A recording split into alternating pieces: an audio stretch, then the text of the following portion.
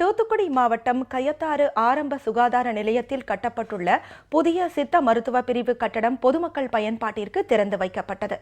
தூத்துக்குடி மாவட்டம் கயத்தாறு ஆரம்ப சுகாதார நிலையத்தில் 10 லட்சம் ரூபாய் செலவில் சித்த மருத்துவ பிரிவுக்கான புதிய கட்டடம் கட்டப்பட்டுள்ளது.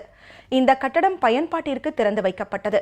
இந்நிகழ்ச்சியில் கலந்து கொண்ட அமைச்சர் திரு கடம்பூர் ராஜு அப்பகுதி மக்களுக்கு நிலவேம்பு குடிநீர் வழங்கினார்.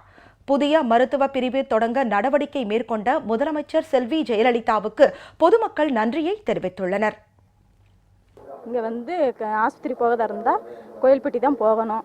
அதனால் இங்கேயே அம்மா சித்த மருத்துவ பிரிவும் ஆஸ்பத்திரியும் அரசு ஆரம்ப சுகாதாரமும் இருக்கிறதுனால நாங்கள் இங்கேயே எல்லாம் நாங்கள் பார்த்துக்கிறதுனால அம்மாவுக்கு ரொம்ப நன்றி. சுற்றுச்சூழலை பேணிக்காக்க முதலமைச்சர் செல்வி ஜெயலலிதா பல்வேறு நடவடிக்கைகளை எடுத்து வருகிறார்.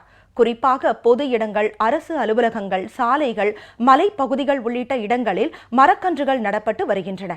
இந்நிலையில் வேலூர் அரசு மருத்துவக் கல்லூரி மருத்துவமனை வளாகத்தில் மண் தரையை செப்பனிட்டு பழ வகைகள், நிழல் தரும் மரங்கள் என 250 செடிகள் நடப்பட்டு வருகின்றன.